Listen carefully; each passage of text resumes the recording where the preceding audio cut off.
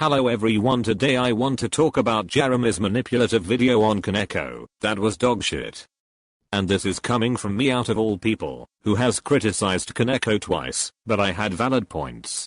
I will be going over the shit and manipulative points in his vid. A person by the name of Leafy actually popularized this trend, but he recently got banned off YouTube, and I'm gonna explain why this is a bit of a concern for Koneko. I would say Koneko's biggest platform of involvement is Twitter. This is where he finds all his news and all his things to talk about. He's always active on Twitter, tweeting many times a day. He just tweeted as he hits a mill that I had not a lot before this whole YouTube gig, and it's turned my life around pretty hard. Where it becomes a really big gray area is Koneko is obviously a big fan of Leafy, who just got fully banned off YouTube. I invest in stocks. This was only added here recently. I talked to Koneko-kin a lot, by the way. He's made quite a lot of videos on me as well as other YouTubers, and I don't really mind, but let's talk about this. So I invest in stocks. Leafy is here. Keemstar also claimed in the podcast that Leafy took 2 mil of his YouTube earnings to invest in the stock market. Right before Leafy is here got banned very recently off YouTube, he was encouraging his viewers to learn about stocks and teaching them about that, and that is exactly what Koneko has recently started doing. Okay, what does that have to do with anything? Koneko and Leafy are nothing alike. Sure, they both do commentary, but Koneko is mostly kid-friendly and Leafy got banned for clickbaiting Pokemon in the titles, which I don't agree with, but that's so shit. Koneko will speak out a lot about YouTubers, or other YouTubers doing things such as Cole. He made a lot of videos on Cole, and Cole disappeared forever. I think when someone's obviously dealing with a lot of mental health, it's not very good to put them in the spotlight like this, and he seems to have applied this to a lot of people over time. Okay, first off, Coral never has mental health problems. Sure, he posted a gun picture after disappearing for months with no context.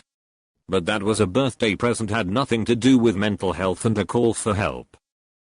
Simple. They've made a lot of videos talking about hot topics, but I can tell you why this is a good and a really bad thing at the same time. This is his 1 million sub video. You can see he doesn't look that happy. He more looks like he's probably carrying a lot of guilt. We've seen how he's made tons of videos on Cole, other YouTubers, Flamingo. He's made videos on me. I agree with maybe 2 or 3 of these. There's around 6 of them. Each time he wouldn't reach out to me. He would just go ahead and take a little bit of evidence and make a whole video about it. I think in retrospect, it's best to get both sides of the story first. And a lot of these is like, Adopt Me might get sued by Jeremy. I never said that in my life. I never actually said I was gonna sue them. What the heck? But yeah, 6 videos. There's around 4 million. Okay, what the fuck?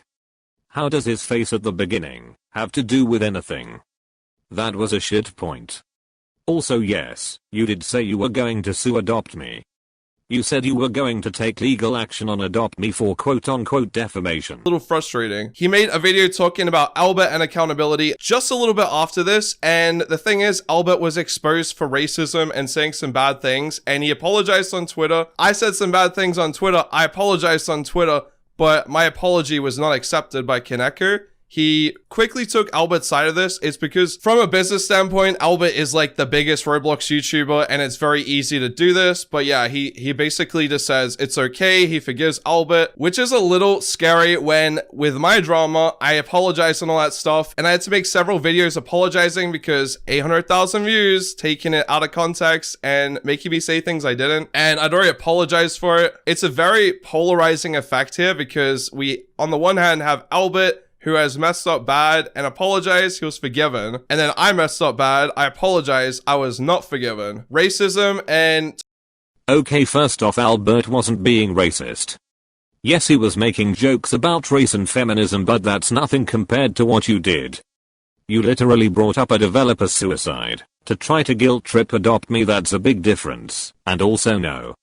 He didn't immediately forgive Albert because he's a big YouTuber. He defended him because people were trying to cancel him for what he said 5 years ago. Big difference. Also, you say that Koneko took your shit out of context. Again, he didn't. Even if he did take it out of context, it's still bad either way. Just because you apologized doesn't mean you're a good person. You saying you apologized many times makes it seem like you did it to stop getting hate.